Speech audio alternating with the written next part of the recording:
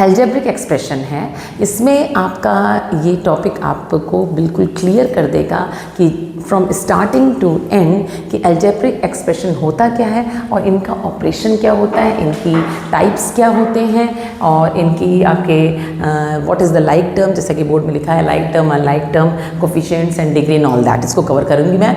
तो मी डॉक्टर कीर्ति श्रीवास्तव के साथ सीखते हैं एल्जेब्रिक एक्सप्रेशन। एल्जेब्रा जो वर्ड है वो इस तरह से हम आपको इंट्रोड्यूस कराएंगे। x+5 लिखा हुआ है, तो इसमें देखिए एक वेरिएबल है, एक कांस्टेंट है और एक ऑपरेशन है। इसको बोलेंगे variable, this is the variable and this is the constant and this is the operation. ठीक है, इन तीनों के कॉम्बिनेशन से अगर कोई रिलेशन आया है, it is called algebraic expression. Okay, ये हमारा ऐसा भी हो सकता है, डिग्री 2 का भी हो सकता है, ये हमारा पावर 2 का भी हो सकता है। ये बस इसमें इन्वॉल्व क्या है, आपका टर्म वेरिएबल भी इन्वॉल्व हो, कांस्टेंट भी इन्वॉल्व हो। मतलब कि ऐसा ना हो जैसे कि हमारा एक सिंपली वर्ड लिखा है, एक हमारी चीज़ देखिए 32, इसमें सिर्फ न्यूमरिक है, न्यूमरल्स हैं। ठीक है, इसमें सिर्फ एक कांस्टेंट नंबर है, कहीं से भी एल्जेब्रिक एक्सप्रेशन ये नहीं है। Okay, now terms algebraic expression में सबसे इसके बाद में आता है एक वर्ड टर्म्स। जैसे कि इस एल्जेब्रिक एक्सप्रेशन में 2 टर्म्स हैं। ओके, 2 टर्म्स क्या होती हैं, जैसे कि हमारा कोई एल्जेब्रिक एक्सप्रेशन ये लिखा हुआ है तो इसमें 3 टर्म है, this is the first term, this is the second term and this will be the third term. तो ये कहलाती हैं जो ऐसा हमारा नंबर वेरिएबल हो चाहे कांस्टेंट हो, जो सेपरेट हो एक ऑपरेशन से, वेदर ये हमारा प्लस भी हो सकता है और ये माइनस भी हो सकता है, बट मल्टीप्लिकेशन ना हो। क्यों? मल्टीप्लिकेशन को कंटेन, देखिए यहाँ पे मल्टीप्लिकेशन है लेकिन इस टर्म को एक टर्म बोलेंगे। टर्म सेपरेट किससे होती है? 2 ऑपरेशन से, एक एडिशन और दूसरा सब्ट्रैक्शन। तो यहाँ पे 3 नंबर ऑफ टर्म्स हैं। नाउ लाइक टर्म्स आती हैं, अनलाइक टर्म्स आती हैं। जैसे कि हमने लिखा है 3x² और ये लिखा है हमने 5x²। तो देखिए ये लाइक टर्म्स हैं जिसमें आपकी कांस्टेंट तो कुछ भी हो बट जो वेरिएबल है वो एक जैसा हो। जैसे ये x² लिखा है और ये x² लिखा है, तो ये हमारी क्या कहलाएगी? Like terms. ओके, और ऐसे ही अगर 2x लिखा हुआ है और 3y लिखा हुआ है, या फिर हम कह सकते हैं 3x² लिखा हुआ है, अगर हम एक ही वेरिएबल की बात कर रहे हैं तो 2x और 3x² लिखा है, तो ये हमारी लाइक टर्म नहीं है, मतलब ये अनलाइक टर्म है। ओके, नाउ आगे बढ़ते हैं। Interesting coefficient. कोफिशिएंट वर्ड बड़ा खतरनाक लगता है बच्चों को, लेकिन बहुत सिंपल है। कोफिशिएंट मतलब ये हुआ जैसे कि हमारी कोई टर्म लिखी हुई है 3x²y।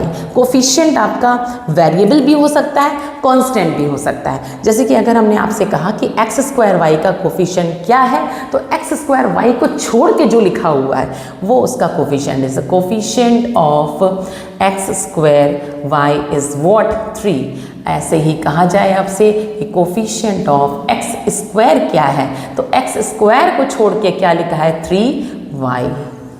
ओके, अगर यहाँ माइनस होता तो पूरा -3y होता, और अगर हमसे कहा था x² का कोफिशिएंट तो -3 होता। इसे बोलते हैं कोफिशिएंट। नेक्स्ट आते हैं हम लोग डिग्री में। डिग्री बहुत इंपॉर्टेंट पार्ट है। डिग्री क्या होती है? जैसे किसी भी एक्सप्रेशन की डिग्री क्या होती है? हाईएस्ट, जो भी उसका हाईएस्ट पावर होगी वो डिग्री कहलाती है। जैसे कि मान लीजिए 3x² प्लस yx -2 लिखा हुआ है, इसमें 3 टर्म है, first term, second term, third term, और तीनों अनलाइक टर्म्स हैं। ठीक, तो ये टर्म में अगर आपसे कहा जाए कि इस एल्जेब्रिक एक्सप्रेशन की डिग्री क्या है, तो देखिए इसकी डिग्री क्या हुई, इस एक्सप्रेशन की, इस टर्म की डिग्री क्या है? 2 + 1 3। इसकी डिग्री क्या है? 1 + 1 2, और इसकी कुछ नहीं 0। ओके, 0 देखिए इसकी पावर कितनी है? 1। यहाँ पे वेरिएबल है नहीं, वेरिएबल की डिग्री काउंट होती है, तो यहाँ पे इसकी डिग्री कुछ नहीं, 0 है। नाउ यहाँ पे देखिए तो इसकी डिग्री 3 आई, इसकी 2 आई, तो मैक्सिमम क्या है? इसका हाईएस्ट जो टर्म की ग्रेटेस्ट है वो 3 है डिग्री, तो इस पूरे एक्सप्रेशन की जो डिग्री हो जाएगी वो 3 हो जाएगी। Got it? अब आता है नेक्स्ट आपका types of algebraic expression. Algebraic expression जिसको हमने AE लिखा है।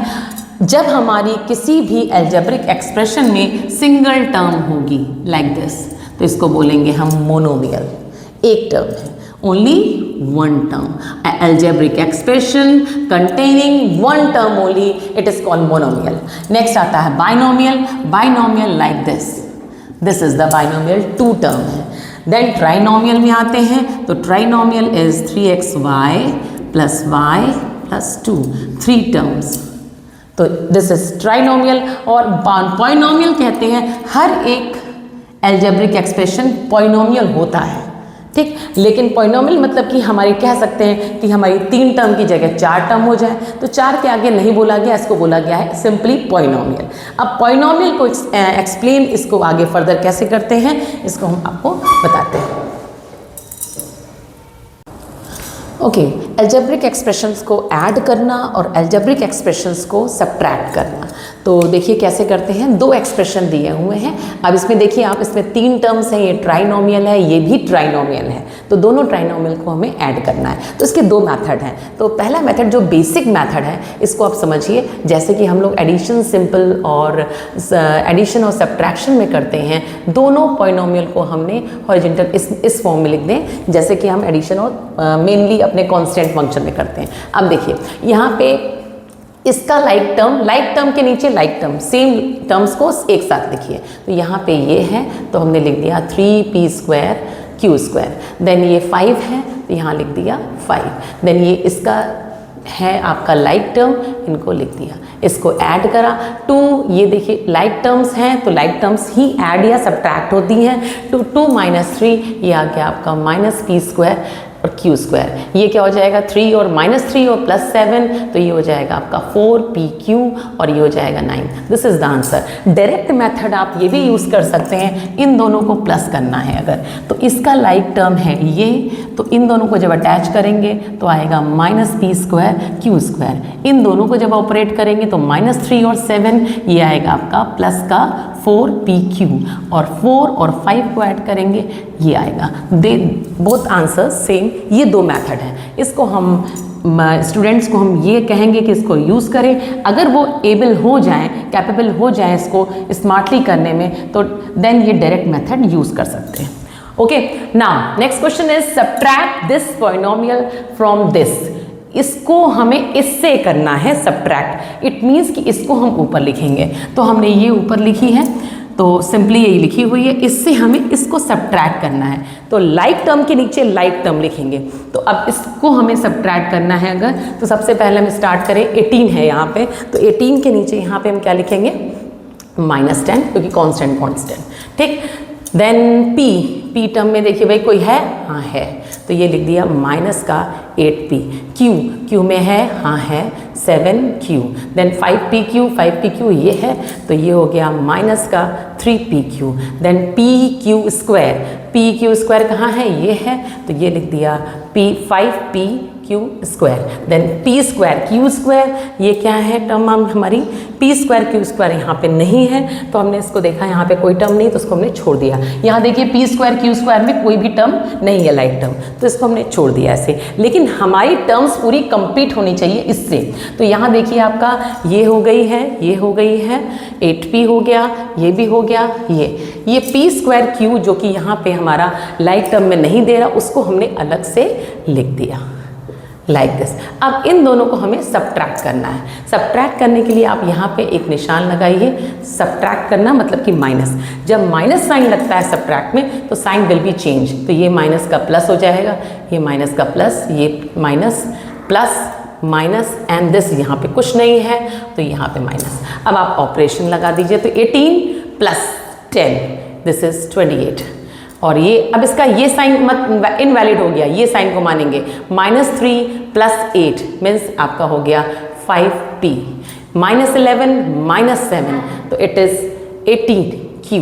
ओके, नाउ +5pq और +3pq, तो इट इज 8pq।